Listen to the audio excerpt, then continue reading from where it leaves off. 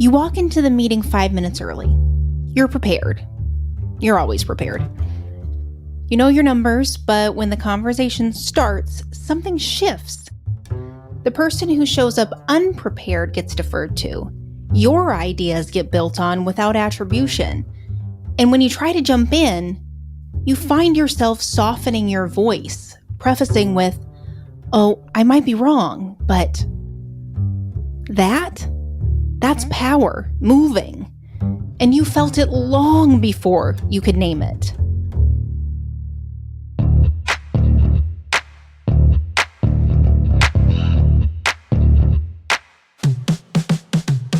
I'm Sarah Caminiti. Welcome back to The Career Strategist.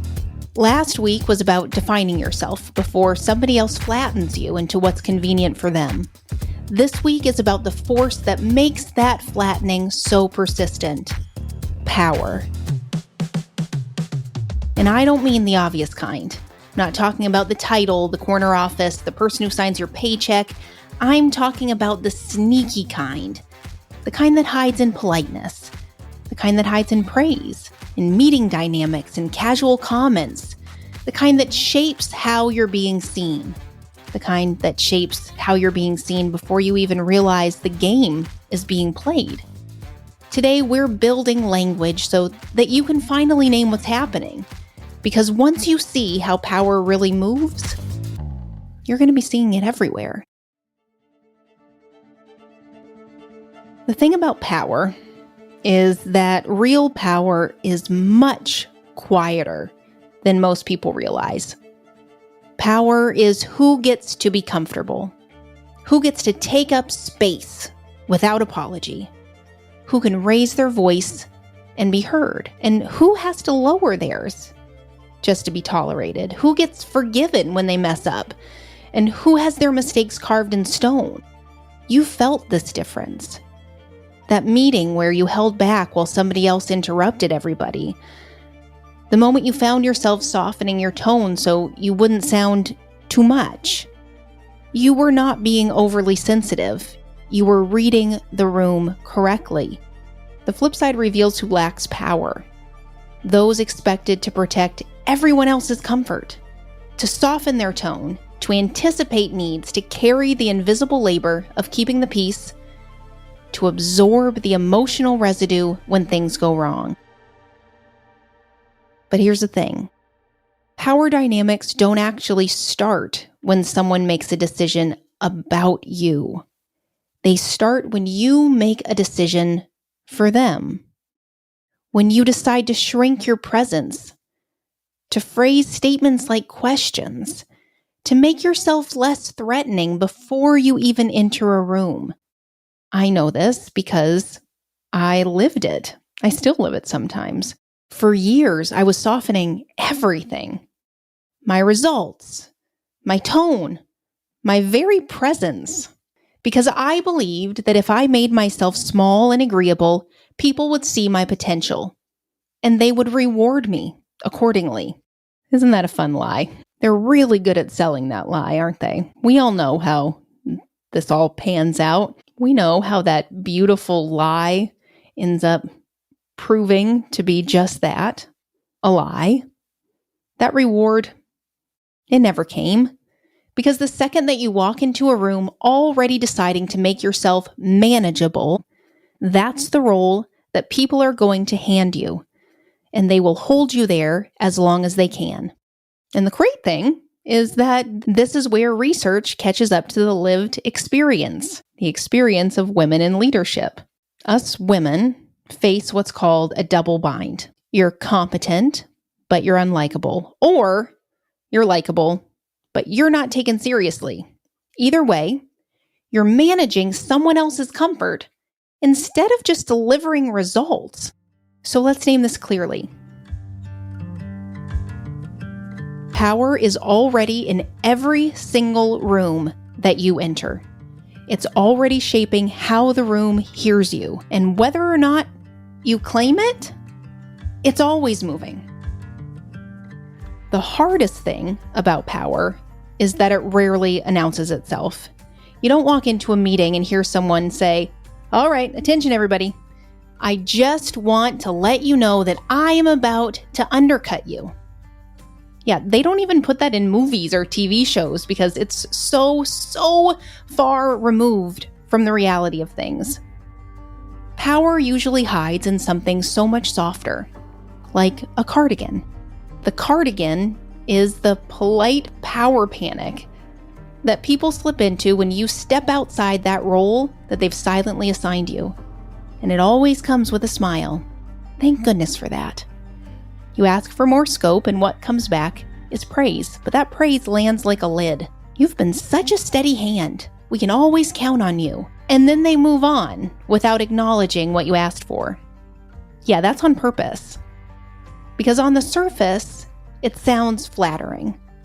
They gave you a cookie.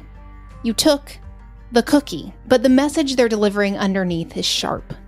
I decide what's happening here. You must stay where I put you.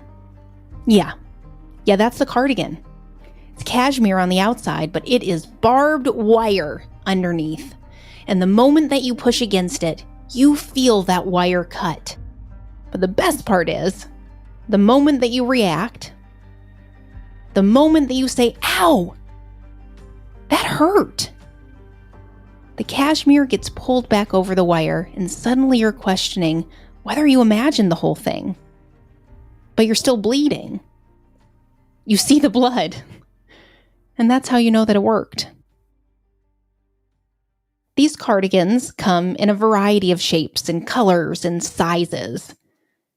So instead of just lumping everything into one fun bucket, let's open up this beautiful cardigan closet and see what different kinds are out there, because they're probably surrounding you right now. We have the moving target cardigan. So picture a cardigan with sleeves that just keep getting longer. Just when you think you've got the right fit, you realize that you can't reach anything because your hands are covered. At work, that's when you hit the goal, when you exceed the goal. Yeah, there's a little bit of celebration. It lasts exactly one meeting. And then suddenly, those accomplishments shift because the goal shifts. Now that you've mastered this, let's see how you can handle this one. And then it's followed by expanded scope with no additional authority, no extra resources, a shortened timeline, no recognition. It kind of feels like growth, especially in the moment. It sounds like an opportunity-ish. But look closer. You are running faster and faster, but you're staying in the exact same place. That's not promotion. That's a treadmill designed to exhaust you. And not a safe treadmill because you're wearing a cardigan that has sleeves that by now are down to your feet, and they could get trapped in the treadmill, and you could get really hurt. The next cardigan. Oh, this one. I see this one way too often. The whispered warnings. This one looks like beautiful cashmere, but it has this really weird invisible pattern woven into it. It's got these threads that only show up under certain light. You can't quite see what's so wrong about it, but something feels really off. This cardigan always manages to show up as a concerned colleague pulling you aside. Just between us, people are saying that you're a little intense. They're not giving you names. Nope, no examples, no specific incidents, just enough fog to make you spiral into self-doubt and soften yourself preemptively. Picture someone spreading rumors about you, but when you ask for details, they suddenly become your protector. I didn't want to make this a big thing. I just thought that you should know. Let's pretend that I never said anything. It doesn't matter. It doesn't matter. I didn't expect you to be so sensitive about this. If feedback can't be owned with specifics and a name attached, it's not feedback. It's psychological warfare dressed up as care. And the next beautiful cardigan, it's claimed credit. This cardigan has someone else's name monogrammed on it. And no, it is not a cardigan that you got from the LL Bean outlet that somebody had monogrammed and then they never picked it up and you got it for like $5. No, you know the person who has their name monogrammed on this cardigan. This cardigan fits you perfectly. You wear it everywhere. You feel so good in it. But everyone sees their initials when they look at you. And what does that even mean? Well, it means that they get to say, she's one of mine. They get to say, man, did I take a chance on her? That was a risk that I had to fight for that paid off. Sounds generous. Sounds like championing, kind of. But listen to the language of ownership. Picture your boss introducing you at a company meeting. I am so proud of the work that Sarah's done on this project. When I brought her onto the team, I knew she had potential. Nobody else knew that she had potential. I knew she had potential. So I took her under my wing, and she really delivered on my vision. You heard that, didn't you? Your work, their vision, your execution, their strategy, the risk, the reward, your late nights, their leadership. When someone keeps attaching your wins to their risk-taking, they're not expanding your opportunities, they're limiting them. Every success becomes a reflection of their judgment, not your capability. There are so many more of these cardigans, but I didn't want this to be a 7-hour episode. So we'll stop right there and acknowledge that the brilliance of all of these cardigans is that in every single situation, you are doing all the work. You soften your approach. You second-guess your instincts. You walk into rooms pre-apologizing instead of showing up in your full capacity. Meanwhile, the person delivering these cardigans, wearing these cardigans, gifting you with these cardigans, they get to look so supportive, protective, even. You'd be nothing without them. Really? Sure. Yeah. They're not protecting you. They're protecting the dynamic that keeps you contained. And any one of these patterns might look harmless in isolation, but stack them together and they form a system designed to keep you in the same role, with the same scope, the same salary, taking up the same amount of space, no matter how much you actually grow. Odds are you lived this. Your gut may be telling you lived this before your brain totally tells you that you lived this. The praise that somehow makes you smaller instead of bigger? Yeah, you weren't imagining the barbed wire underneath that cashmere. Your instincts were right.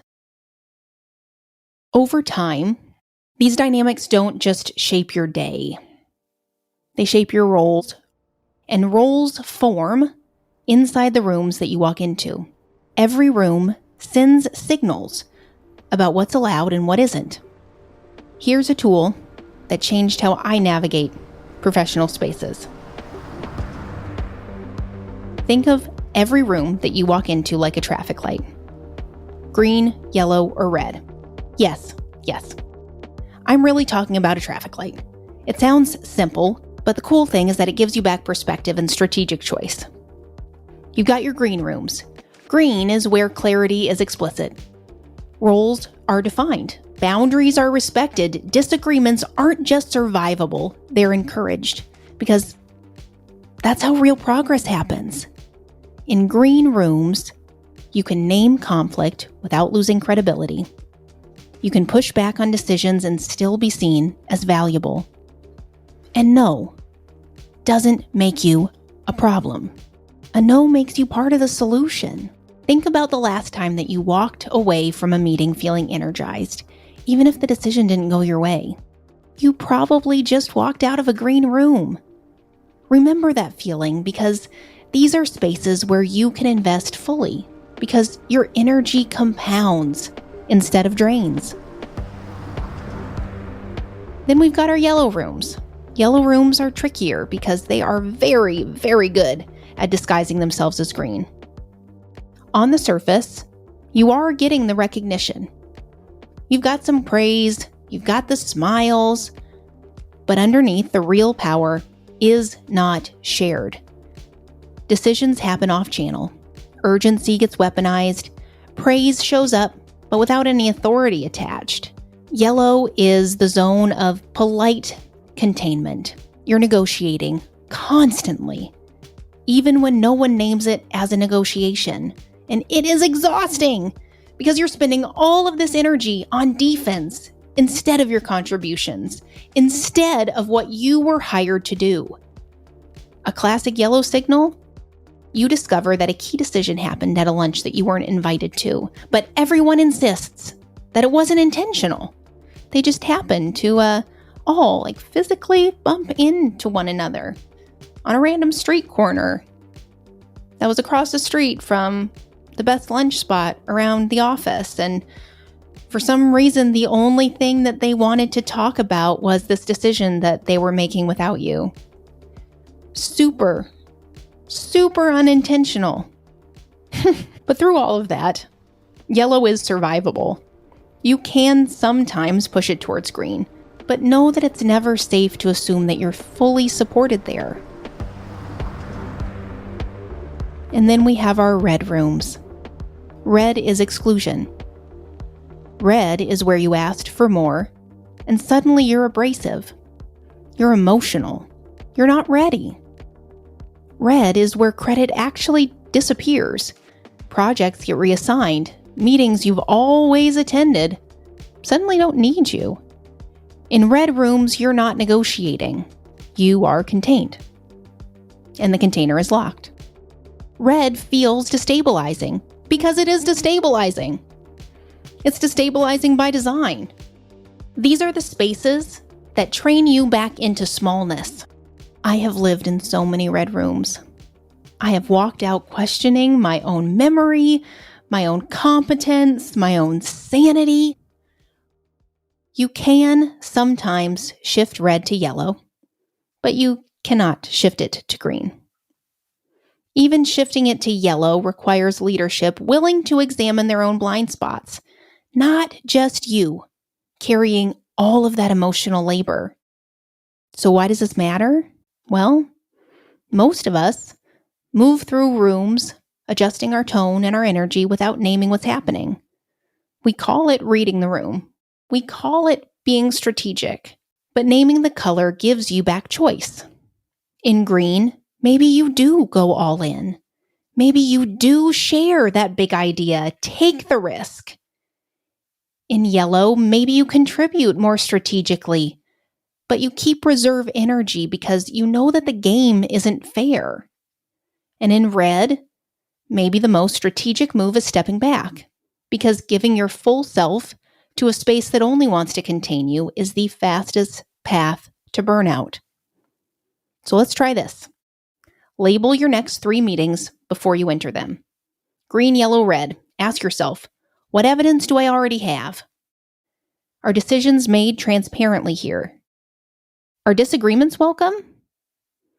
Do I walk away from this room feeling larger? Or do I walk away from this room feeling smaller? Be honest with yourself. That simple practice shifts the question from what's wrong with me to what's happening here.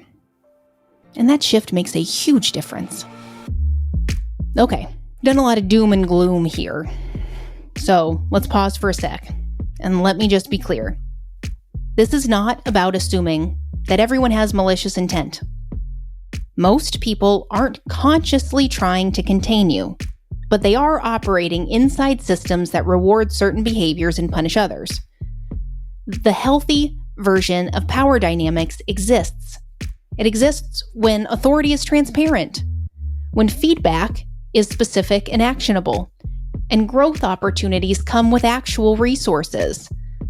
When someone says you're ready for more, it includes a raise. It includes decision rights and clear scope, not just additional responsibilities. In aligned environments, good managers tell you up front when a room is yellow, because there will still be yellow rooms. They'll say this decision is already made, but we want your input on execution. That is transparency. That's not manipulation. Intent doesn't change impact, But understanding the system helps you navigate it strategically rather than taking everything personally. When you recognize these patterns, those cardigans, the room colors, you're not becoming paranoid. You really are becoming strategic. You are taking all of that responsibility that you have been carrying off of your shoulders. Now, once you're thinking strategically, you start seeing the pattern isn't random. These cardigans, these room colors, they're all working towards the same end. They're casting you in roles that serve the system, not you. What are these roles? Well, I know a handful of them because I have found myself in all of them more than once. I'm sure there are many, many other roles, but these are the ones that I'm going to go over today. We have the fixer. You're cast as the fixer because you're calm under pressure. You see around the corners, you don't drop balls. People say, she always finds a way. This isn't about being good at problem solving. It's about being brought in only when things are already broken. You become known for crisis management instead of strategic thinking. The pattern shows up everywhere. You're called into meetings after the project has gone off the rails, but you were never included in the planning phase where you could have prevented the disaster. You're praised for putting out fires, but no one asks why these fires keep starting in the first place. Your expertise is only valued in damage control mode, and the trap here is that authority rarely comes to fixers. What does come is blame. When the next crisis hits and you can't work miracles this time, suddenly it's your fault for not fixing what was unfixable from the start. If you find yourself in this role, you got to pivot. So the next time you find yourself in this situation, say, I'm happy to help solve this, but I need to be involved in the planning next time to prevent it from happening again. Period. That's it. The next role is the buffer. The buffer gets described as being so good with people. You make harsh leaders palatable. You smooth difficult conversations. You absorb team frustration. This isn't about having strong communication skills. It's about becoming the human shock absorber between dysfunction and the people who have to live with it. You're the one that people come to asking, what did leadership really mean by that? You're asked to deliver those difficult messages because you have such a gentle way of explaining things. When someone's upset about a decision, they don't go to the decision maker. They come to you to process their feelings about it. The cost here is that you carry emotional labor without authority. You are absorbing harm instead of changing its source. You become responsible for everyone's reactions to decisions that you didn't make. The pivot here, the next time you find yourself in this situation, is to say, I think this conversation would be way more effective coming directly from you. All right, on to the next one. The daughter. The daughter role is the trickiest because it's presented like family. It feels like family. You're protected, you're defended, you're championed until you want actual power. Then the dynamic shifts. This isn't about someone literally calling you their daughter, though I have heard people say, he thinks about me like a daughter, as if that's a good thing. It is not a good thing. The role of the daughter is really about being treated like a child who needs guidance instead of a peer or a trusted ally who brings expertise. Picture this. You're in a leadership meeting, and when you disagree with a strategy, the response isn't engagement with your ideas. It's a patronizing smile and I appreciate your perspective, but let me explain why we're doing it this way. So you have access without influence, without visibility, without credibility. You get invited to important meetings, but you walk in and you notice that there's a little table over in the corner, the kids' table. That's where you're sitting. You can watch the adults make decisions, but you don't get a vote. They may tell you that you have a vote, but you know deep down, your vote does not count. You're allowed in the room as long as you stay grateful. As long as you don't challenge the people who gave you a chance. The moment that you want to be seen as an equal, you become ungrateful. You become difficult. Someone who doesn't appreciate what they've been given. The pivot on this one's a little bit different. If you're still positioned as someone who needs that really close mentorship years into your tenure, and no one else in a position similar to yours has that same level of hand-holding, that's not development. It's really just containment. It's just dressed up as care this time. And you deserve so much better than that. At that point, there's really nothing that you can say to someone to snap them out of it. You just kind of have to decide if this is where you want to be. This is the role that you want to have for the rest of your time working at this company. And finally, we have the translator. The translator makes everyone sound brilliant. Oh, you are so great at editing. You polish. You give structure to half-formed thoughts. This isn't about being a good communicator or a good listener. It's about disappearing behind other people's ideas. You are the one piecing everything together.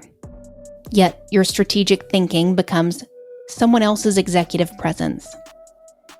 You're the one who takes the CEO's rambling thoughts and turns them into coherent strategy documents with their name on it, not yours. You're asked to wordsmith the VP's presentation because you are so good at making things clear. So you build out a framework. But your framework gets referenced in those meetings without any attribution. And that VP barely understands what the heck they're talking about. But your speaker notes were so thorough that they're able to coast through.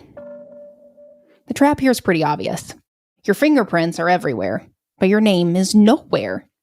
You disappear from strategy because your power seems to be in quiet execution, not thinking, but you're thinking the whole time. So the pivot on this one, the next time you find yourself in this situation, is to say, I'd like to help present this framework myself. Or, let me walk through my thinking on this approach. Or if you're working on a document, put your name on the document. So you've heard 4 different types of roles, and if you found yourself thinking, oh, that sounds familiar. Oh, that one too.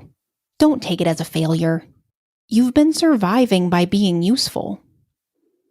And the better you get at these roles, the harder it becomes to break out of them. But smooth for the system is often costly for you. The shift happens when you spot the role being offered and decide whether to accept it, reshape it, or refuse it. And sometimes you'll still play these roles. I do, but it's on your terms with authority attached. And that shift starts with strategic action, not someday, this week. When you stop playing roles that prop up someone else's comfort, you break an unspoken contract. The contract that says, I will stay small so you can stay comfortable. And when that contract breaks, that's when the cardigan power panic starts showing itself. But don't worry, the polite power panic shows up in many, many different cardigans all the time. You just have to prep yourself. You're going to get hit with the soft smiles, with the sharp messages. Then you've got to remind yourself that the resistance isn't proof that you're wrong. It's proof that you've disrupted a balance that was working for them and not for you. And you don't have to wait for their permission to start. You can begin shifting these patterns right now. So I know I've already given you a lot of things to do in the next week, but I've got 3 more. These are 3 strategic shifts, not tips. They're deliberate acts of choosing yourself first. Each one builds momentum towards alignment by interrupting the patterns that have been defining you this whole time. So let's start with the first one. You got shift number 1. Stop auto-volunteering. The next time someone mentions a problem or a challenge in a meeting, please resist the urge to immediately offer a solution or say that you can handle it. Let there be a pause. See who else steps up. This breaks the automatic pattern where you become the default person for every extra task. It forces others to own problems instead of just defaulting to you as a solution. Shift number 2. Name the real decision maker. The next time you're in a meeting where things feel a little unclear, ask, before we dive in, can we just clarify who's making the final decision and what success looks like for them? You're probably going to see some people squirm, but that discomfort tells you who benefits from keeping the power dynamics foggy. And your willingness to ask tells everyone that you're not playing the guessing game anymore. The third shift is practice power language. Stop yourself from saying, I'm happy to help however I can, and start saying, I deliver, and then insert your specific outcome. Practice it until it doesn't catch in your throat. The language you use trains people how to see you. Every time you soften what you do into vague helpfulness, you're teaching them that you're flexible. Every time you name your actual capability, you're teaching them that you're strategic. Each of these 3 shifts is small enough to try this week, but significant enough to signal that something has changed. You're not just surviving the dynamic anymore. You're taking control, and you're reshaping it. Let's just take a breath here, because this has been a lot, and it should be. We've just named something that's been quietly running underneath your entire career, maybe your whole entire professional life. Your personal life probably a little bit too. We didn't sugarcoat it or pretend that this is a mindset issue that you've got to fix. No, it's power. This is real power. The kind that you've been navigating without a map.